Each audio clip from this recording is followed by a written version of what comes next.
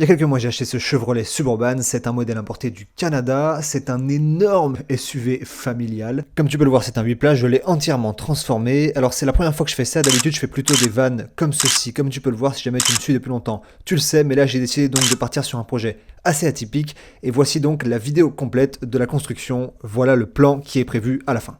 Alors si tu me découvres avec cette vidéo, sache que j'ai quand même fait 6 ou 7 vidéos donc complètes sur la construction de ce 4x4, mais là vraiment l'objectif c'est de te résumer tout ça.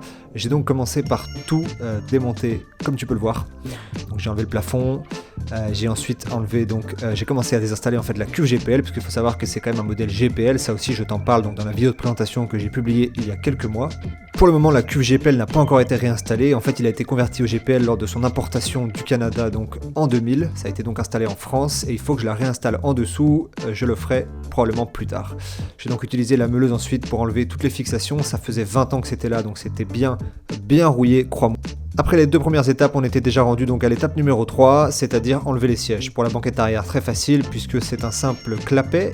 Et donc pour les sièges au deuxième rang, là c'était beaucoup plus compliqué. J'ai donc dû utiliser la meuleuse également puisque forcément, plus de 20 ans que les sièges sont installés, presque 25 ans. Donc forcément, je n'ai réussi qu'à en dévisser qu'une seule. Une fois les sièges enlevés, je m'y croyais déjà, mais il restait encore quand même pas mal de travail avant d'en profiter. J'en ai profité pour aller faire donc des petites courses, les planches de bois, le bois nécessaire donc pour le début de la construction, pour le plancher que je vais te montrer par la suite. Mais avant ça, je me suis lancé donc dans l'étape 5, c'était enlever la moquette. Chevrolet installe des moquettes dans ses véhicules, elle est très belle mais elle est bien sale, donc je l'ai enlevée. Étape numéro 6, je me suis lancé donc dans la ponce, on va dire le ponçage en fait de la rouille. Il y avait un petit peu de rouille, plus que ce que je pensais, mais rien qui ne soit pas traitable. Donc j'ai tout d'abord nettoyé le plancher, puis ensuite je me suis mis donc à traiter la rouille. Tout simplement, ça c'était donc l'étape numéro 8. Indispensable, hein, si vraiment tu souhaites avoir un plancher donc en bon état, c'est dommage de commencer une construction en aménagement, disons, avec un plancher en mauvais état. Ça vaut également évidemment pour les vannes, puisque je le fais donc sur les vannes également. Si jamais tu me suis depuis un bout de temps maintenant, tu le sais sûrement. Je me suis lancé donc ensuite dans la pose du plancher, puis ensuite je suis passé donc à l'isolation. Pour ça j'utilise de l'Armaflex en 19 mm, c'est généralement ce que je mets également sur les fourgons. Ça va être bien suffisant pour ce 4x4 qui va être vraiment un 4x4 équipé pour les week-ends, pour faire de la montagne, certes, surtout de la haute montagne en hiver, mais vraiment voilà, pour les week-ends comme je te disais, de manière assez sporadique, donc avec un bon chauffage, ce chauffage qui sera donc le poêle à bois. Une fois l'isolation terminée, je me suis lancé donc dans la construction du plancher avant de venir poser donc les dalles adhésives effet parquet. Pour ça, j'ai utilisé donc des panneaux d'agglomérés que je suis venu découper à la bonne taille tout simplement. Je les ai ensuite installés, je les ai vissés.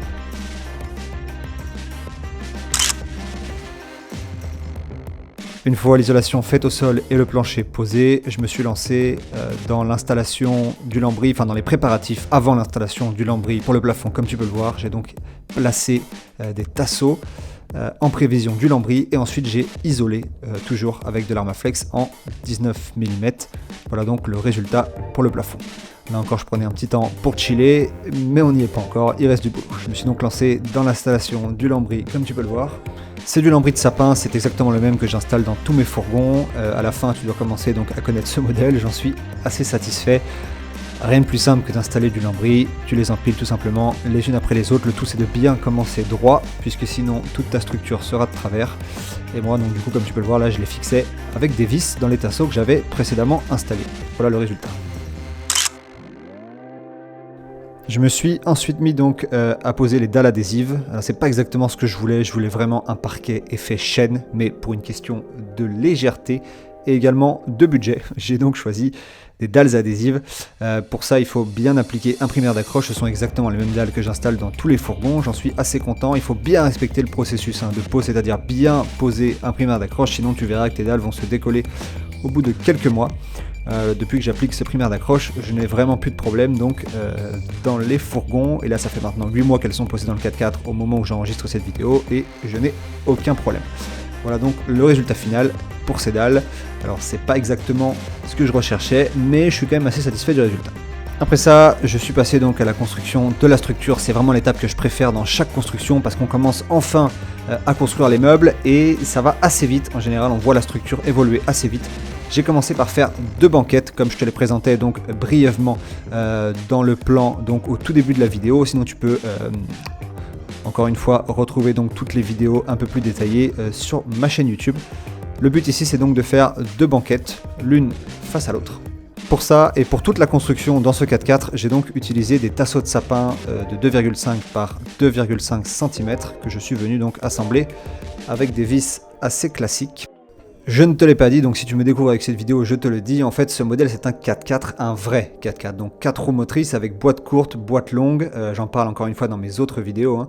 Et c'est donc un 4x4 qui est aménagé pour faire de la piste, c'est vraiment pour me faire plaisir, c'est pas vraiment un aménagement pour vivre dedans, au contraire donc des autres fourgons que je fais habituellement. Comme tu l'as remarqué, il y a beaucoup moins d'espace, on ne peut pas évidemment donc se tenir debout. Le but c'est vraiment d'avoir un petit cocon, d'avoir sa petite maison sur les pistes. D'ailleurs j'ai fait une piste il y a quelques semaines de ça. Voici donc la vidéo si jamais ça t'intéresse. C'était 150 km de piste dans les Alpes-Maritimes, c'était vraiment chouette. Bref, tout ça pour dire que c'est un vrai 4x4, donc j'ai essayé de minimiser le poids en mettant donc des tasseaux plus fins que dans les vannes, et donc en mettant du bois un peu plus léger. La structure que tu es en train de voir ici, c'est la structure pour le poêle à bois. Pour l'instant, c'est juste la structure, puisque l'installation du poêle à bois, ce sera à la fin de la vidéo. J'ai donc continué à faire la structure, j'ai fait par la suite donc la cuisine, j'ai préparé les bordures en prévision donc de la pose du carrelage qu'on verra également plus tard dans la vidéo. J'avais déjà une idée assez claire dès le début de la construction donc, de ce que je voulais, évidemment ça aide. Donc j'avais fait des plans assez détaillés et là je savais donc que je voulais du carrelage sur les bordures de la cuisine et j'ai donc mis de l'aggloméré avant de poser le carrelage un peu plus tard. Le but de cette cuisine c'est d'avoir une cuisine presque toute équipée avec plaque à gaz, évier, robinet, glacière 12 volts et que le tout soit utilisable depuis l'intérieur et depuis l'extérieur. Donc depuis l'intérieur c'est évidemment assis en tailleur, c'est vraiment en cas d'urgence ou alors quand j'ai la moto derrière. Et depuis l'extérieur, c'est donc la plupart du temps on va dire, et surtout en été, voire même en hiver, en étant bien couvert, en faisant chauffer un petit peu le poêle à bois et ensuite en rentrant à l'intérieur pour pouvoir déguster le plat cuisiné. Je suis ensuite passé donc à la répartition de l'équipement, parce que c'est quelque chose que j'avais essayé de faire en préparant mon plan avant, mais je n'avais pas le véhicule. Donc j'ai dû revoir un petit peu toute la répartition entre le chauffe-eau que je vais installer par la suite, tout le système électrique, la batterie, etc. Mais on verra ça donc dans la suite de la vidéo. Par la suite, je me suis mis à construire le tiroir pour la cuisine. Comme je te disais juste avant, donc je veux pouvoir utiliser la cuisine depuis l'intérieur et depuis l'extérieur. Et donc ce tiroir, c'est un double tiroir en fait, avec double coulisse, on va dire, qui me permet en fait de l'utiliser, comme tu peux le voir, depuis l'extérieur, mais également donc depuis l'intérieur.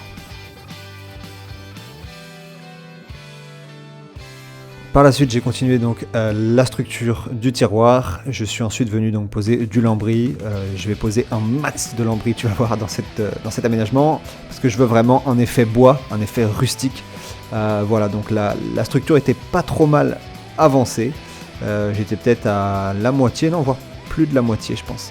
Ensuite, je me suis mis donc à faire un caisson pour la bouteille de gaz. Alors ce 4x4, il ne sera jamais homologué, mais j'ai quand même fait un caisson aux normes VASP, tout simplement parce que 1, je connais le processus puisque je le fais souvent sur les fourgons, 2, si on le fait c'est quand même pour des raisons de sécurité, donc autant le faire. Ensuite je me suis mis à construire une étagère juste ici qui va en fait finir en bibliothèque, je te montrerai ça par la suite. Je me suis mis ensuite donc à installer le comptoir. Ici j'ai commencé, comme tu peux le voir, à installer l'équipement, enfin je l'ai posé, prédisposé on va dire, pour ensuite faire les trous, donc pour l'évier et pour les plaques à gaz. Et voilà donc le résultat, je pense qu'on est à la moitié ici de l'aménagement, le plus gros de la structure donc est déjà fait, je vais ensuite passer à l'installation donc de l'équipement. Pour le moment j'étais assez content du résultat, comme tu peux le voir donc on a vraiment un effet bois avec tout ce lambris qui ressort bien, et après avec la lasure ça ressortira encore plus, donc c'était vraiment ce que je recherchais. Je me suis mis ensuite donc à faire, comme tu peux le voir, des étagères ici et la petite bibliothèque dont je te parlais juste avant.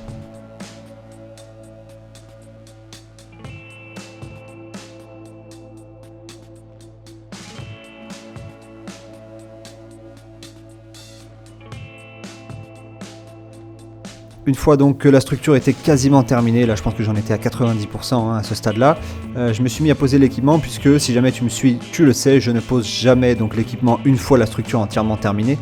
Pourquoi? Parce qu'après c'est très compliqué de venir installer donc dans les moindres recoins, etc. les câbles, les tuyaux, le chauffe-eau. Donc là on n'a aucune paroi qui est installée, juste la structure qui est faite et c'est largement suffisant pour pouvoir commencer à installer tout l'équipement.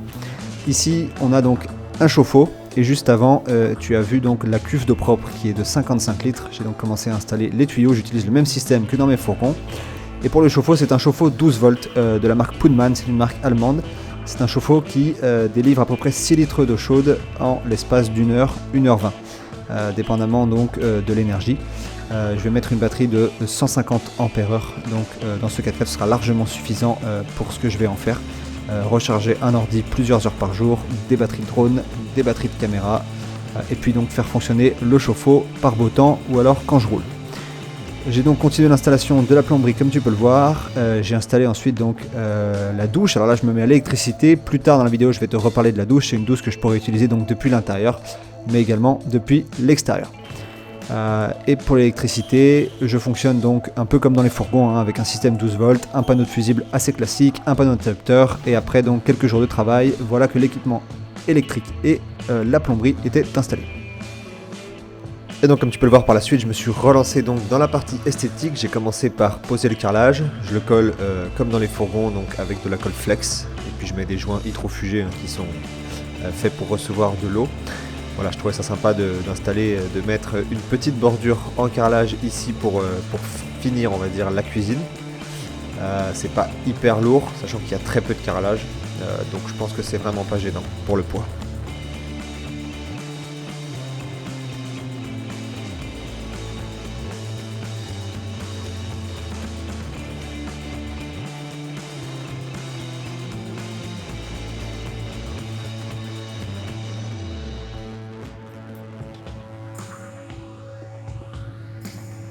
Et voilà donc le résultat final après quelques heures de travail sur le carrelage donc dans la cuisine. Et puis après ça donc je me suis occupé du plafond, je me suis mis donc à brûler le lambris comme tu peux le voir avec un chalumeau pour donner un effet un peu rustique, un peu vieilli au bois. J'étais assez content du résultat.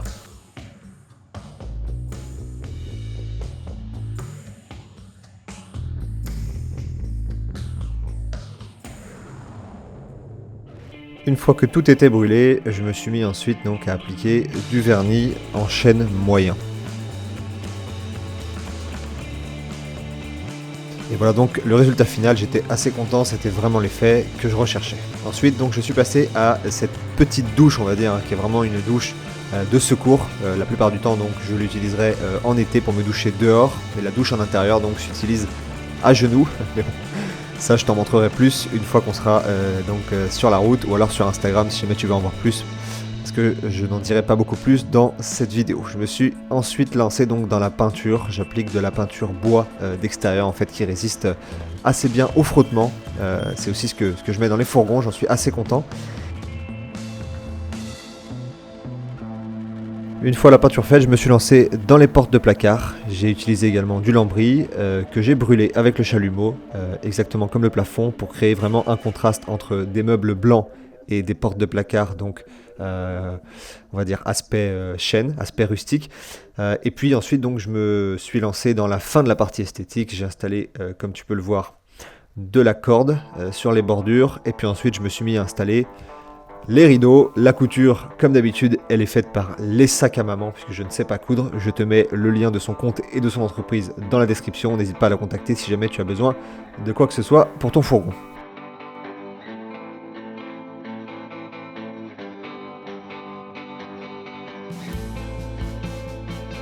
Là, je peux dire qu'à ce moment de la construction, j'avais vraiment le sourire. On était au tout début de l'été, l'aménagement était presque terminé. Comme tu peux le voir juste à droite ici, il manque le poêle à bois, mais ça va être pour la fin de la vidéo. J'ai donc décidé de partir en road trip quelques jours avant de revenir et de terminer donc l'aménagement complet en installant le poêle à bois. C'était l'occasion de tester le 4x4 et j'étais vraiment satisfait de l'aménagement. C'était vraiment super chouette de enfin pouvoir l'utiliser. Donc ensuite, je me suis lancé dans l'installation du poêle à bois. Le poêle à bois, c'est celui-là. Je l'ai trouvé sur un site d'artisanat. Je te mets le lien dans la description si jamais ça t'intéresse.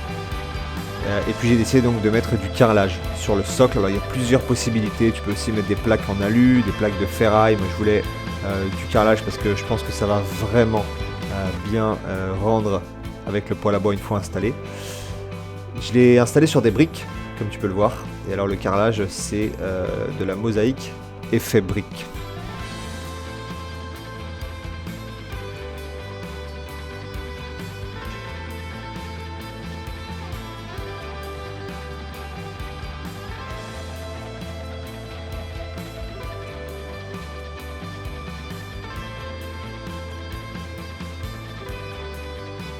Une fois le carrelage posé, voilà ce que ça donnait, donc j'étais vraiment content du résultat. C'est de la colle flex, hein, comme ce que j'ai mis donc pour la cuisine, et ensuite je me suis mis donc à faire les joints, qui sont des joints pour le coup là très classiques. J'ai quand même demandé conseil donc dans un magasin de bricolage, et j'ai installé une espèce de pare-vapeur entre le bois et le carrelage, qui s'installe également avec de la colle carrelage pour l'humidité. Et voilà donc le résultat du socle pour le poêle. J'étais vraiment satisfait du résultat.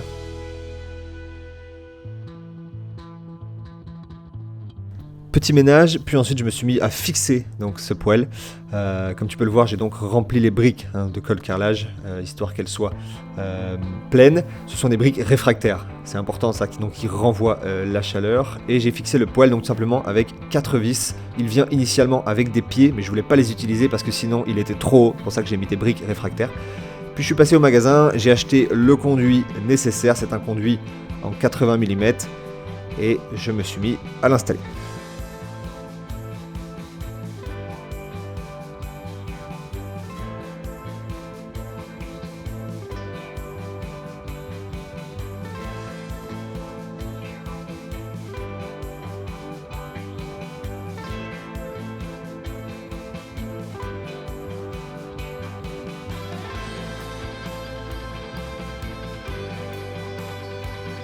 Quand le conduit était installé, il n'était pas encore fixé. J'ai juste testé donc la sortie d'air pour voir comment ça tirait, on va dire, dans le conduit. C'était plutôt pas mal. La cheminée avait mis un peu de temps à trouver le chemin, je m'en souviens, mais globalement c'était quand même fonctionnel. Donc je me suis mis ensuite à fixer le conduit de manière définitive, enfin presque définitive. Je peux évidemment le démonter, que ce soit pour le contrôle technique ou que ce soit donc tout simplement pour une question de sécurité, pour le vider, etc., etc. Il me manque la pièce donc pour faire l'étanchéité du toit, donc je l'ai faite de manière temporaire. Et voilà donc le résultat final pour ce Chevrolet familial. Un projet assez atypique, je t'avouerai. Je suis assez content du résultat parce que c'est un peu ce que je visais dès le début. Je sais que vous étiez quelques-uns à douter un peu de ce projet. En tout cas, c'est un peu les retours que j'ai eu sur Instagram. Et puis donc à la fin de la construction, eh bien, j'ai eu aussi de bons retours. Donc je suis content que le résultat final vous plaise. N'hésite pas à me dire ce que tu en penses. Et voilà donc la prochaine étape, c'est la peinture extérieure.